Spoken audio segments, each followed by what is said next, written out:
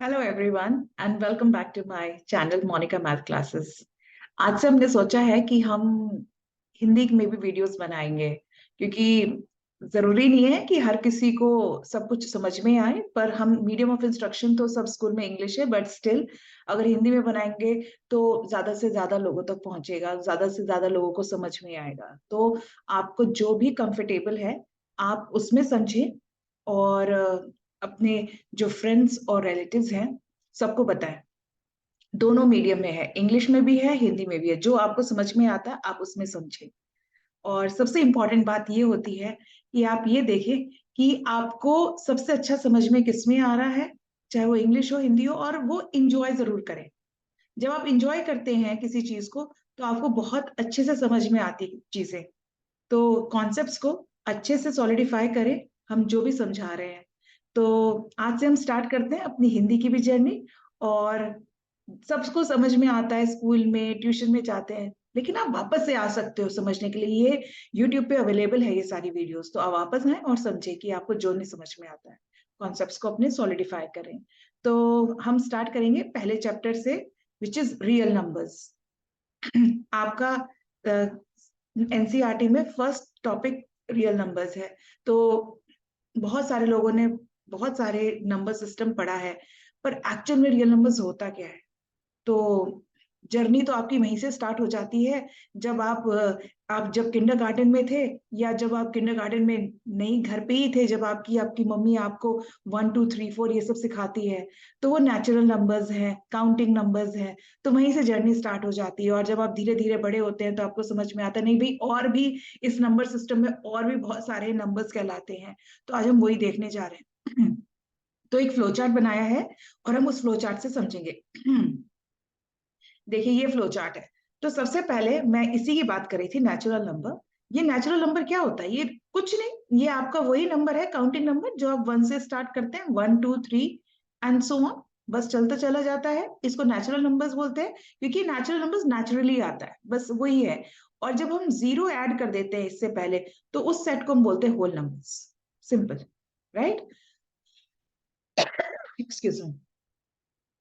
तो जब whole numbers आपने पढ़ लिए तो वो उसमें सब नेचुरल नंबर्स आ गए, जीरो आ गए। लेकिन कई बार ऐसा भी तो होता है कि आपको जो पॉजिटिव नंबर्स हैं, होल नंबर्स हैं, 0 और 1 2 3, कुछ नेगेटिव नंबर्स भी आ जाते हैं। अब नेगेटिव नंबर्स जब आते हैं, मतलब उनकी जरूरत कहाँ पड़ी भाई? नंबर की जरूरत तो पड़ी हमारे पास, क्योंकि टेम्परेचर कई बार क्या होता है, नेगेटिव होता है ना। कुछ बहुत सारे कंट्रीज हैं जिनका कंट्रीज में उनका टेम्परेचर कितना नेगेटिव चला जाता है। कनाडा है, कितना नीचे चला जाता है, जीरो से नीचे, -10 -20। तो ऐसे बहुत सारे कंट्रीज हैं जिनका नेगेटिव में होता है टेम्परेचर। तो नेगेटिव नंबर्स तो होते हैं। जब आप सी लेवल से नीचे जाते हो तब भी चीजें नेगेटिव हैं। आप अपने सराउंडिंग में बहुत सारी चीजें देखोगे तो आपको पता चलेगा पॉजिटिव के साथ नेगेटिव नंबर्स भी होते हैं। तो पॉजिटिव, होल नंबर्स और negative numbers together they make it integers, integers बनाते हैं। वो सेट है। तो जीरो इनके बीच में हो जाता है, और आपका राइट साइड पे सब पॉजिटिव होता है, और लेफ्ट साइड पे सारा नेगेटिव होता है, एंड सो ऑन। तो इसको हम नेगेटिव, इसको पूरे सेट को हम इंटीजर्स बोलते हैं। अच्छा, आपने आपने होल नंबर्स देख लिया, इंटीजर्स देख लिया जिसमें पॉजिटिव और नेगेटिव है। पर कुछ और भी तो नंबर्स होते हैं जो इस तरह के दिखते हैं, फ्रैक्शन है, 1/2। कभी इस फॉर्म में भी तो बात करते हो, आपकी हाफ दे दीजिए, 3/4 दे दीजिए, राइट? ऐसे भी तो नंबर्स आते हैं जो फ्रैक्शन के जैसे दिखते हैं। तो ऐसे भी नंबर्स हैं। अब जो फ्रैक्शन और इंटीजर्स एक साथ मिलकर बोलते हैं तो हम उसे बोलते हैं रैशनल नंबर्स। तो इसका मतलब रैशनल नंबर्स इंटीजर्स भी हैं और फ्रैक्शंस भी हैं, मतलब इस फॉर्म में ये होते हैं।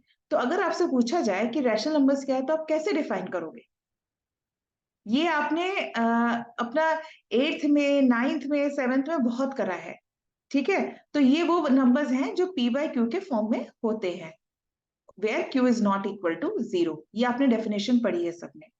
तो ये वही नंबर्स है कि फ्रैक्शन के फॉर्म में होते हैं। पर ये जो रैशनल नंबर्स है ना, ये पॉजिटिव के साथ साथ नेगेटिव भी होते हैं। और रीजन मैं बताऊं क्यों? क्योंकि ये जो रैशनल नंबर्स है ना, ये इंटीजर्स होते हैं। अब इंटीजर्स पॉजिटिव और नेगेटिव तो दोनों ही होते हैं। तो सेम रैशनल नंबर्स भी नेगेटिव और पॉजिटिव होगा, राइट? तो ये एक आपका था। और दूसरा, जो नंबर्स ऐसे फॉर्म में ना लिखे जाए, जो पी बाई क्यू के फॉर्म में ना लिखे जाए वो इरेशनल हो जाते हैं। अब इरेशनल नंबर दिखते कैसे हैं? तो इरेशनल नंबर ऐसे दिखते हैं, ये √2 हो गया, √3 हो गया, √5 हो गया। इस तरह के नंबर्स आपके इरेशनल नंबर्स होते हैं। तो रियल नंबर एक इतना बड़ा फैमिली नेम है जिस जो दो में पहले डिवाइड होता है, रैशनल और इरेशनल। तो हम जो भी पढ़ते आ रहे थे 9 तक, वो हम सारा यही पढ़ रहे थे, रैशनल नंबर्स। वो फ्रैक्शंस था, इंटीजर्स था, नेगेटिव नंबर्स था, होल नंबर्स था, ये सब रैशनल नंबर था। ठीक है? तो अगर हम नेचुरल नंबर पूछे आपसे, क्या नेचुरल नंबर रैशनल नंबर है? तो आपका आंसर होना चाहिए हाँ, ये तो है। ठीक है? तो होल नंबर भी रैशनल नंबर है, इंटीजर भी रैशनल नंबर, पर उल्टा उल्टा नहीं होता। अगर मैं बोलूं कि रैशनल नंबर होल नंबर है, ऐसा जरूरी नहीं है कि होल नंबर ही हो। होल नंबर तो होल नंबर है, या तो वो 0 होगा या 1 होगा। अब रैशनल नंबर तो जरूरी नहीं है ना कि 2 है। अब वो तो 2/3 भी हो सकता है, तो वो तो होल नंबर नहीं हुआ, राइट? तो रैशनल नंबर्स में ये सब आते हैं, पर उल्टा उल्टा नहीं होता है, जरूरी नहीं कि उल्टा हमेशा सही हो। और इरेशनल नंबर ये इस तरह के होते हैं, √2, √3, √5 इस तरह से दिखते हैं। और रैशनल और इरेशनल दोनों मिलकर इसे रियल नंबर्स है। तो ये बड़ा फैमिली नेम है, होता है हमारा रियल नंबर्स। आई होप आप सबको इतना तो समझ में आ गया कि रियल नंबर्स क्या है। ठीक है? तो चले स्टार्ट करें अपनी इसकी जर्नी आज की। तो सबसे पहले हम ये देखते हैं कि हम क्या पढ़ने वाले हैं। हम इसमें दो बड़े इंपॉर्टेंट प्रॉपर्टीज पढ़ेंगे जो इंटीजर्स से रिलेटेड है, और वो इंटीजर्स पॉजिटिव ही हैं। हम नेगेटिव के बारे में नहीं पढ़ रहे हैं। ठीक है? तो सबसे पहले आप ये देखिए कि हम पॉजिटिव इंटीजर्स के बारे में ही पढ़ रहे हैं, यूक्लिड डिवीजन एल्गोरिथम, और दूसरा है हमारा फंडामेंटल थ्योरम ऑफ अरिथमेटिक। अब आप ये देखें कि इसमें ये क्यों पढ़ रहे हैं, कहाँ यूज है इसका। तो जो हमारा यूक्लिड डिवीजन एल्गोरिथम है, जैसे कि नाम है डिवीजन, तो ये division of two positive integers होगा। ठीक है? Excuse me. तो ये आपका division of two algorithm, two positive integers है, ये पढ़ेंगे। अब इसका यूज कहाँ है भाई? ये आप यूज करेंगे इस चैप्टर में, जहां पे एक्सरसाइज में आपको बोलेंगे कि आप भाई HCF of two positive integer निकालो, वहां यूज करेंगे आप इसका HCF of two positive integer में। तो डिवीजन एल्गोरिथम जैसे डिवीजन होता है ना, वैसे ही होगा। इजी है, आपको आगे हम एक्सप्लेन करेंगे कैसे यूज करते हैं। तो ये जैसा नाम है, डिवीजन करेंगे टू पॉजिटिव इंटीजर्स का, और यूज होगा हमारा एचसीएफ निकालने। दूसरा हमारा है फंडामेंटल थ्योरम ऑफ अरिथमेटिक। अब पहले वाला तो डिवीजन करते थे, दूसरे वाला हम multiplication of two positive integers करेंगे। ठीक है? अब इसको कहाँ यूज करोगे? मल्टीप्लीकेशन तो यूज करोगे, पर यूज कहाँ करोगे इसको? तो हम इसको प्रूफ करेंगे इरेशनल नंबर्स को प्रूफ करने में, जैसे √2 हो गया, √3 हो गया, √5 हो गया। आगे आप आगे देखेंगे कि हम इसको कैसे प्रूविंग करेंगे, तो वो वहां यूज होता है फंडामेंटल थ्योरम ऑफ अरिथमेटिक। और ज्यादा एक्सप्लेनेशन आगे नेक्स्ट स्लाइड में देखेंगे। चलें फिर स्टार्ट करें देखना। तो सबसे पहले हम इसमें स्टार्ट करते हैं फंडामेंटल थ्योरम ऑफ अरिथमेटिक क्या होता है। तो जैसे आप ये देखें कि जब यहाँ पे लिखा है कि कोई भी नेचुरल नंबर है, any natural number can be expressed as a product of its prime factors, भाई ये बात सही है कि नहीं है, देखते हैं। तो सबसे पहले आप मुझे बताओ कि प्राइम नंबर्स क्या होते हैं। प्राइम नंबर्स वो नंबर्स होते हैं जो अपने आप से, और अपने आप से या फिर नंबर वन, एक से वो डिवाइड हो सकते हैं। It can be divisible by 1 और बाय द नंबर इटसेल्फ, ये मतलब होता है। जैसे 2 है, 2 या तो 2 से डिवाइड होगा या फिर 1 से डिवाइड होगा। और ऐसे ही सपोज आपका दूसरा हम एक लेते हैं नेचुरल नंबर 7, वो या तो 7 से होगा या फिर बाकी उसमें, और इसके और दूसरे नंबर्स क्या होंगे, 1 होंगे। ठीक है? तो दो ही फैक्टर्स बनते हैं, 1 और 7, तो ये एक प्राइम नंबर है। ठीक है? अब ऐसा भी हो सकता है जो प्राइम नंबर्स है नहीं होते, वो कैसे नंबर्स होते हैं। सपोज मैं बोलती हूँ कि 18, अब प्राइम नंबर्स में तो दो ही फैक्टर होने चाहिए, 1 एंड द नंबर इटसेल्फ, पर उसमें 2 से ज्यादा होने चाहिए। अब जैसे 18 है, अगर आपको इसको सिंपल देखना है कि इसके कितने फैक्टर हैं टोटल, तो इसमें 1 और 18 आएगा। दूसरा इसके अंदर 2 और 9 हो सकता है। ठीक है? फिर इसके अंदर 3 और 6 हो सकता है। तो मतलब ये इतने सारे फैक्टर्स हैं, मतलब 18 इन में से किसी से भी डिवाइड हो सकता है। तो जब किसी से भी डिवाइड हो जाएगा तो मतलब ये इसके फैक्टर हैं, 1 भी फैक्टर है, 2 भी फैक्टर है, 3 भी है, 6 भी है, 9 भी है, 18। तो ये इतने सारे फैक्टर हैं। अगर हम बोले कि भाई मुझे तो इसके प्राइम फैक्टर निकाले हैं, तो कैसे निकालोगे? शायद आपको याद हो कि हम 18 का या तो फैक्टर ट्री करते हैं या फिर प्राइम फैक्टराइजेशन करते हैं। तो सपोज मैं कहती हूँ कि 18 2 और 9 से डिवाइड, 2 टाइम्स 9 18 देता है। फिर 9 को हम फर्दर डिवाइड कर सकते हैं 3 और 3 में। अब आप इसको एज अ लिखना है 18 as a product of prime factors, तो कैसे लिखोगे? 2 इंटू 3 इंटू 3। तो इसको ऐसे भी लिख सकते हो 2 इंटू 3 स्क्वायर। अब मैंने ऐसा क्यों लिखा है? ये मैंने इसलिए ऐसे लिखा है कि ये एक्सपोनेंट हो गया। अब एक्सपोनेंट में क्या होता है कि एक ही नंबर होता है और कितनी बार मल्टीप्लाइड है वो हम काउंट करते हैं और वो एक्सपोनेंट हो जाता है, वो पावर हो जाती है 2 into 3 raise to the power 2। ठीक है, तो अब इसके अंदर क्या हो गया, ये चीज हो गई। अब हम इस स्टेटमेंट को पढ़ते हैं, ये थ्योरम क्या कह रही है आपकी बुक में। Every composite number can be expressed. अब ये 18 आपका क्या है? एक कॉम्पोजिट नंबर है। क्यों कॉम्पोजिट नंबर है? क्योंकि इसके 2 से ज्यादा फैक्टर है, 1 है, अपना नंबर है, बाकी दूसरे भी नंबर आ रहे हैं, तो ये कॉम्पोजिट नंबर है। तो इसको हम कैसे एक्सप्रेस कर सकते हैं? Product of prime. क्या ये प्राइम्स है? हाँ, 2 और 3 तो प्राइम है। And this factorisation is unique, ये तो यूनिक है, apart from the order in which the prime factor occur. अब ऐसा भी हो सकता है, देखो ये एक ऑर्डर है, और ऐसा भी हो सकता है कि कोई ऐसे लिखे 3 raise to the power into 2, but ये तो सेम ही रहेगा अगर हम ऐसे भी लिखते हैं। तो मतलब आप इसको ऑर्डर में लिखेंगे तो ऐसे लिखेंगे, जो स्मॉलेस्ट नंबर है वो आगे आएगा। हमेशा ना ऑर्डर में जब भी लिखते हैं मैथ्स में तो असेंडिंग में लिखते हैं। असेंडिंग का मतलब सबसे छोटा पहले और फिर बड़ा सबसे लास्ट में आता है। तो हम ऐसे लिख सकते हैं, so 3 raise to the power 2 into 2 ऐसे लिखो। ठीक है, तो ऑर्डर यूनिक है, अगर आप चेंज भी करते हो ऑर्डर तो वो तो सेम ही रहेगा, लेकिन आप इस तरह से लिखें। I hope I am clear, सबको समझ में आया होगा। परफेक्ट। सो अब हम आगे बढ़ते हैं। इसमें एक बहुत ही इंपॉर्टेंट फॉर्मूला है जो आपको लर्न करना है, क्योंकि ये आपकी एक्सरसाइज में आता है। अब वो कौन सा है? HCF into LCM is A into B. ये इस तरह का है। ठीक है, तो अब ये कौन सा HCF इंटू एलसीएम है? तो अगर हम बोले कोई भी फॉर्मूला आएगा तो उसमें देखेंगे कि उसका HCF निकालेंगे, एलसीएम निकालेंगे और दोनों नंबर को हम प्रोडक्ट करेंगे और देखेंगे क्या लेफ्ट साइड और राइट साइड सेम है। यस। मैं आप लोग को एक बार और एडवाइस करूंगी, जो भी वीडियोस देख रहे हैं, कि आप अपने साथ पेन और कॉपी साथ में रखिए अपनी, और अपनी नोटबुक रखें और हर चीज को नोट करते जाएं। तो क्या होगा कि कॉन्सेप्ट आपकी क्लैरिटी आती जाएगी और वापस आप देखोगे तो वो बहुत इजी हो जाएगा। चलिए अब आगे चलते हैं। तो अब आपके पास, जैसे मैंने क्वेश्चन की बात करी थी कि भैया यूक्लिड डिवीजन एल्गोरिथम आप यूज कहाँ करोगे, तो अब हम इसका यूज करना स्टार्ट करते हैं। अब मैंने आपको बताया था इसका यूज कहाँ होगा, हम एचसीएफ निकालेंगे डिवीजन से।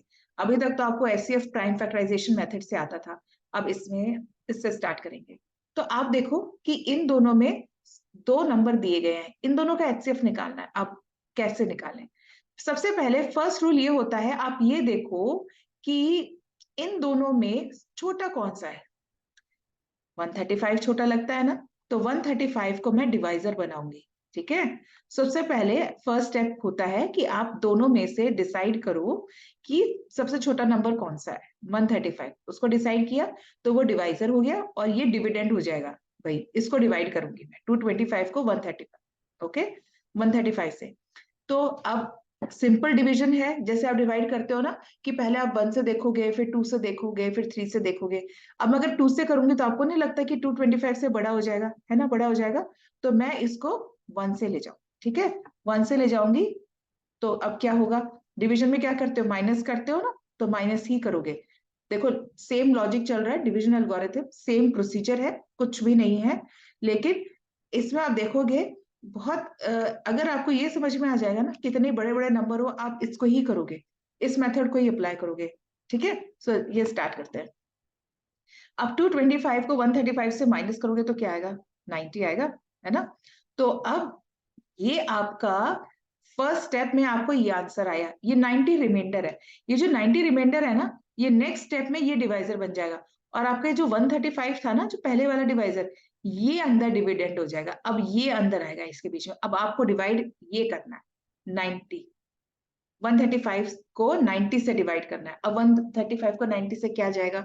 अब आप देखो भाई किससे जाएगा ये, मुझे लगता है अगर 90 टाइम 2 से, अगर 2 से मल्टीप्लाई करोगे तो 180 हो जाएगा, ये तो बहुत बड़ा हो जाएगा। तो मुझे ये 1 से ही ले जाना चाहिए। जब मैं 1 से ले जाऊंगी तो मेरे पास क्या आएगा, मुझे फिर माइनस करना है। भाई डिवीजन में माइनस करते हैं, माइनस करो। तो आपके पास आंसर में क्या आया, 4 और 5। ठीक है, 45 आया। अब मेरे पास ये रिमाइंडर है। ये रिमाइंडर, जैसे ही रिमाइंडर आता है ना, ये आपका डिवाइजर बन गया। अब आपके पास ये जो 90 है ना, पहले वाला जो डिवाइजर है, उससे पहले वाला जो डिवाइजर होता है, वो डिविडेंड हम बना देते हैं। अब मजे की बात है कि मुझे ऐसा लगता है कि जो 45 है ना, ये 2 से मल्टीप्लाई करते ही 90 आएगा। डबल हो गया ना, 45 का डबल 90 है, तो बस उससे चला जाएगा। अब आप जब देख रहे हो वही नंबर आ गया, माइनस करोगे तो रिमाइंडर क्या आ गया, 0। बस अब आपको रुक जाना है, अब आप स्टॉप हो जाओ। जैसे ही आपका रिमाइंडर 0 आ जाए, तो इसका मतलब जो डिवाइजर आपका था ना लास्ट, जिससे आपको ये रिमाइंडर 0 आया, वो ही एचसीएफ है। समझ गए आप लोग सब? एचसीएफ 45 है। और ये हम कैसे डिसाइड करते हैं कि भाई यही एचसीएफ है हमारा? ये हम ऐसे डिसाइड करते हैं जब हमारा रिमाइंडर 0 आता है। जिस स्टेप में भी रिमाइंडर 0 हो जाए, तो वो डिवाइजर हमारा एचसीएफ हो जाता है। ठीक है, तो आपको इसको अच्छे से ये क्लियर करना होगा कि मैं, कोई भी आ जाए मेरे पास, 2 नंबर आ जाए, 3 नंबर आ जाए, मुझे यही स्टेप करते जाना है। जब 3 नंबर आएगा तो क्या करोगे, अगेन पहले 2 नंबर लोगे। उन 2 नंबर को पहले आप कर लोगे कि उसका एचसीएफ क्या आ रहा है। फिर उस नंबर को लोगे और तीसरे नंबर को लोगे और उसको वही स्टेप करोगे। और फाइनली जब आपका रिमाइंडर 0 आ जाता है, तो वो डिवाइजर आपका एचसीएफ हो जाता है। ठीक है, आप चलते हैं दूसरे टाइप के क्वेश्चंस की ओर। अब आपके पास किस तरह के क्वेश्चंस हैं? जैसे पहला आपका ये क्वेश्चन है, express each of the number as product of its prime factors. अब जैसे हमें प्रोडक्ट दिखाना है प्राइम फैक्टर्स का, तो इजी है। हम स्टार्ट करते हैं 140 से। तो 140 फर्स्ट आपका, आप देखें तो सबसे पहले किससे जाएगा, 2 से, राइट? तो 70 आ गया। फिर ये 2 से चले जाएगा, हमें प्राइम नंबर्स ही लेने हैं। और कोशिश करें आप जब भी प्राइम नंबर्स लेना, तो सबसे पहले आप सबसे छोटे वाला प्राइम नंबर जो हमेशा 2 से स्टार्ट होता है, उससे ही स्टार्ट करो। ठीक है, ऐसा नहीं भाई मुझे तो 0 लग रहा है, भाई मैं तो 5 से स्टार्ट कर देता हूँ, भाई मैं तो किसी और नंबर से लग रहा है, डायरेक्ट 7 से स्टार्ट 2 से करोगे ना, हमेशा ऑर्डर में चलोगे। और लाइफ में कोई भी चीज ऑर्डर से करते हो तो हमेशा याद रहती है और सही जाता है।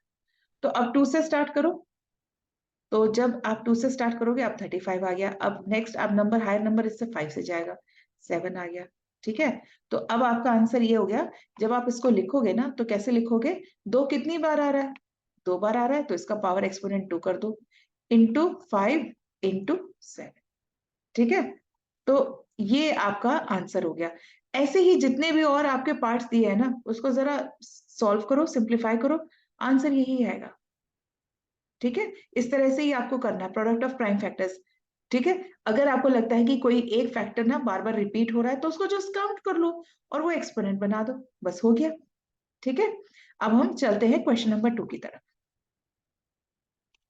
अब क्वेश्चन नंबर 2 में आपको, रिमेंबर मैंने आपको बताया था एक इंपॉर्टेंट फॉर्मूला, वो फॉर्मूला में अप्लाई करेंगे। Find the LCM and HCF of the following pairs of integers. एक तो आपको एचसीएफ एलसीएम निकालना है, और दूसरा आपको वेरीफाई करना है कि इनका प्रोडक्ट जो है वो प्रोडक्ट ऑफ 2 नंबर्स के बराबर हो। तो हम स्टार्ट करते हैं। तो सबसे पहले मैं तो एचसीएफ निकालूंगी। एचसीएफ किसका निकालेंगे हम, 26 और 91 का। ठीक है, निकालें। सो 26 और 91, ऐसा कौन सा नंबर है जो दोनों को डिवाइड करता, कॉमन है? 2, 2 तो नहीं करता। क्या आपको लगता है कि 13 डिवाइड कर सकता है, 13 टाइम्स 7 एंड 13 टाइम्स 2 26? हाँ, ऐसा लगता है कि 13 डिवाइड कर सकता है। तो मैं वही कॉमन फैक्टर ले रही हूँ। आप 3 से देखो, 5 से नहीं, पर 13 से जाता है। अगर आपको 13 की टेबल आती ना, तो आप स्टार्ट कर दोगे, हाँ भाई एचसीएफ इसका 13 है, तो इसका एचसीएफ 13 है। आप जब 10 तक आते हैं ना, तो आपको नंबर्स में ये पता चल जाता है भाई ये नंबर किससे डिवाइड होएगा, इसका आंसर क्या आने वाला है, ये फील आपको पहले से ही आ जाती है। अब हम इसमें नेक्स्ट हम निकालेंगे इसके बाद एलसीएम।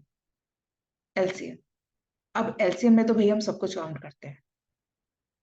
ठीक है, 26 और 91 का एलसीएम, सेम वही मेथड है, पहले 13 से लिया, ठीक है, 2 और 7 आया।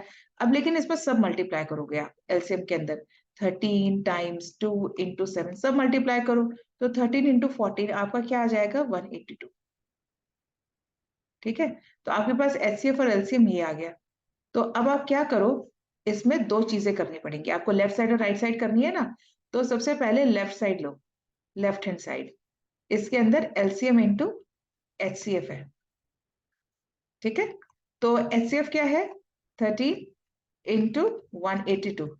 अब जब आप ये मल्टीप्लाई करोगे तो आपका आंसर क्या आ रहा है, चेक करो, 2366। अब आपको राइट हैंड साइड लेनी है। अब प्रोडक्ट ऑफ टू नंबर्स, आपके पास दोनों नंबर कौन थे, 26 और 91, ये दोनों नंबर्स थे। इनको मल्टीप्लाई करोगे तो भी यही आएगा, 2366। तो अब आप किसी चीज को ना जब वेरीफाई करते हो मैथ्स के अंदर, तो दोनों साइड आपको सेम दिखानी होती है, तब वेरीफाई होता है, अदरवाइज नहीं होता, इसका मतलब कोई मतलब ही नहीं होता। ठीक है, तो hence it is, so you will write, आप ऐसा लिखोगे, इट इज ऑब्जर्व दैट, मतलब मैंने देखा कि लेफ्ट साइड और राइट साइड दोनों सेम है, हेंस इट इज वेरीफाइड। तो आप लिखोगे ये अपने आंसर में कि भाई ये वेरीफाइड हो चुका है। समझ में आया सबको, आई होप। और आप प्रैक्टिस के लिए बाकी के दो पार्ट और आप प्रैक्टिस करें तो आपको अच्छे से आसानी से आ जाएगा।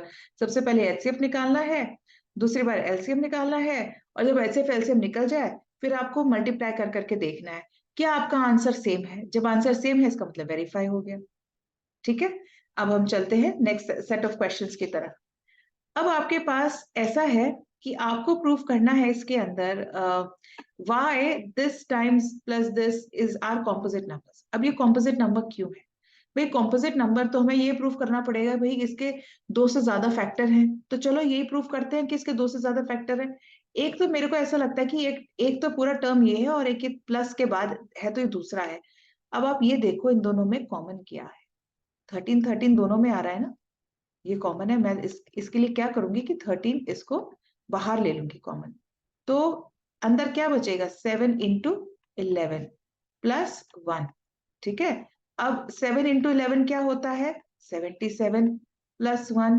अब ये क्या हो गया, 13 इंटू 78। अब भाई 13 तो ठीक है हमारा प्राइम नंबर है, पर 78 नहीं है हमारा प्राइम नंबर।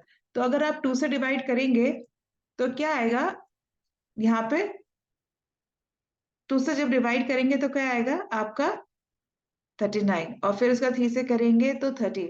तो इसका मतलब आपके पास ऐसा नंबर आ रहा है यहाँ पे, 2 से किया, फिर मैंने 3 से किया, और फिर मैंने मेरे पास 13 आया। तो इसका मतलब आपके पास यहाँ पे ज्यादा, जो दो से ज्यादा फैक्टर बोलते हैं वो बात आ गई, तो इसका मतलब ये कॉम्पोजिट नंबर है, ये आपका प्राइम नंबर नहीं है। तो इस तरह से प्रूफ करेंगे आप। ठीक है, ओके। तो आप कितना ही बड़ा कोई हो और इस तरह से आपके एक्सरसाइज का क्वेश्चन है तो आप इस तरह से प्रूव कर सकते हैं। ठीक है, अब हम चलते हैं दूसरे सेट ऑफ क्वेश्चंस की तरफ। ये आपका वर्ड प्रॉब्लम है आपकी एक्सरसाइज में। क्या होता है इसके अंदर, एक बार पढ़ लो, और जब आप वर्ड प्रॉब्लम पढ़ते हो ना तो उसको हाईलाइट कर लो क्या गिवन है। एक तो सर्कुलर पाथ दिया स्पोर्ट्स, एक स्पोर्ट्स फील्ड में, ये इंपॉर्टेंट नहीं है, इंपॉर्टेंट क्या उसको हाईलाइट करो। Sonia takes 18 minutes, 18 minutes to drive 1 round of the field. एक पूरा राउंड जब एक फील्ड का लेती है ना, चाहे वो कोई ऐसा फील्ड है जैसे इसमें दिया है कि भाई ये एक सर्कुलर पाथ है, तो जब वो करती है तो 18 मिनट लगा रही है। और जो रवि है, एक दूसरा लड़का है, वो 12 मिनट लगा रहा है सेम, वो भी एक राउंड 12 मिनट में कवर कर रहा है, और सोनिया 18 मिनट में कर रही है। Suppose they both start at the same point. ठीक है, और ऐसा भी हो सकता है कि जब वो एक ही साथ स्टार्ट करा उन लोगों ने, एक ही टाइम पे स्टार्ट करा, एक ही सेम डायरेक्शन में जा रहे हैं, तो आपसे पूछा जा रहा है after how many minutes will they meet again at the starting point. फिर वो जो सोनिया और जो रवि है वापस कितनी देर में वो स्टार्टिंग पॉइंट पे मिलेंगे। तो इसके लिए कैसे निकाले, हमें कैसे पता कि वो स्टार्टिंग पॉइंट में किस टाइम मिलेंगे, कितने टाइम बाद मिलेंगे, कैसे पता चलेगा। तो अभी आपने जो पूरा निकाला ना इसके अंदर, वो दो चीजें निकाले आपने, निकाला एचसीएफ और एलसीएम। ठीक है, तो एचसीएफ और एलसीएम निकाला आपने, तो एचसीएफ से हो सकता है क्या, ये हाईएस्ट कॉमन फैक्टर, ये लीस्ट कॉमन मल्टीपल एलसीएम। इसके अंदर एलसीएम निकालेंगे, लीस्ट कॉमन मल्टीपल। कब मिनिमम, वो क्या टाइम है जब जाके वो मिलेंगे, कितने टाइम बाद जाकर, तो वो एलसीएम कहलाता है। तो हमें ऐसा है कि इसमें एलसीएम निकालना है, ठीक है। एलसीएम किसका निकालना है? 18 और 12 का, ठीक है। अब 18 और 12 का निकालेंगे, 18 और 12 सबसे पहले किससे जाएगा?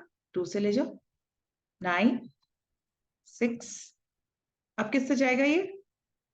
फिर से ले जाओ 2 से, 9 3। अब किससे जाएगा? 3 से, 3 और 1। अब तो कुछ बचा ही नहीं, लास्ट में 3 है तो वही बचेगा। तो एलसीएम जब आप सबका करोगे तो 2 इंटू 2 इंटू 3 इंटू 3, आपको क्या लग रहा है ये क्या आया? 2 टाइम्स 2 4 और ये 9, तो ये क्या आंसर आ गया? 36। तो इसका मतलब सोनिया और रवि 36 मिनट्स बाद मिलेंगे, सेम पॉइंट पे, ठीक है। तो मतलब कब मिलेंगे? 36 मिनट्स बाद मिलेंगे। तो अगर आपको अब रिवाइज करना है तो हम फिर से रिकैप कर लेते हैं कि हमने आज क्या क्या पढ़ा है, ठीक है। वापस से हम पीछे देखते हैं हमने आज अभी तक क्या क्या कर लिया। तो आज हमने फर्स्ट टॉपिक स्टार्ट करा है अपना रियल नंबर्स, ठीक है। और हमने इसको देखा है कि ये कैसे बना, इतना बड़ा फैमिली नेम। ये नेचुरल नंबर से स्टार्ट होके रैशनल नंबर से और इरेशनल नंबर से होता हुआ रियल नंबर्स बन गया, ठीक है।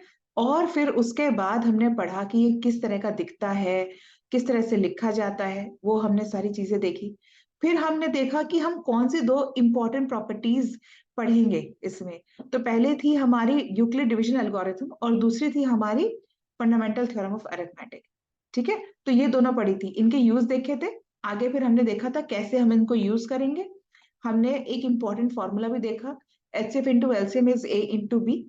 और फिर हमने देखा कि जो ये एल्गोरिथम है, यूक्लिड डिवीजन एल्गोरिथम, इसको कैसे यूज करें। एचसीएफ जब हमें निकालना है तो हमने डिवीजन ही यूज करा, बट हमने इसको यूज करा कि जब हमारा रिमाइंडर 0 आता है तो वो डिवाइजर, जो लास्ट डिवाइजर यूज हुआ है, वो हमारा एचसीएफ हो जाता है, ठीक है। और ये स्टेप हमें तब तक कंटिन्यू करना है जब तक 0 ना आ जाए।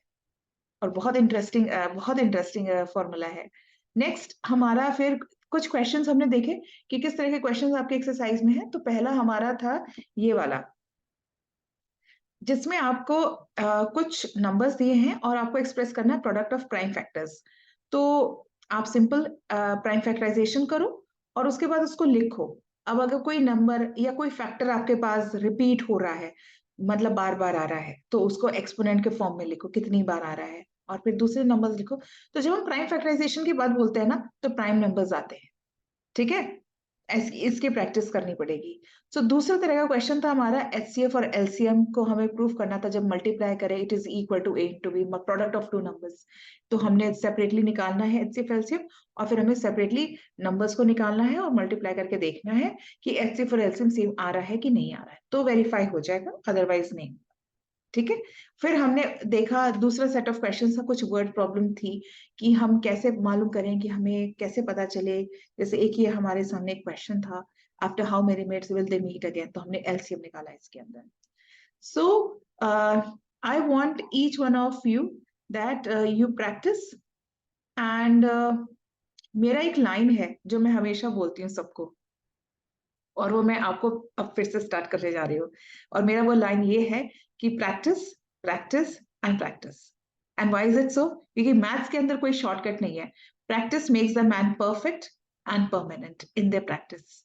और कॉन्फिडेंट भी हो जाते हो। तो प्रैक्टिस करना मत छोड़ना, और वापस से आके यूट्यूब वीडियो देखो और फिर अपना कॉन्सेप्ट को सॉलिडिफाई करो। लेकिन प्रैक्टिस तो करना पड़ेगा, मेहनत आपको करनी है, ठीक है। तो मेहनत करो, and all the best all of you. So happy learning and keep practicing. Signing off, Monica. Okay, bye.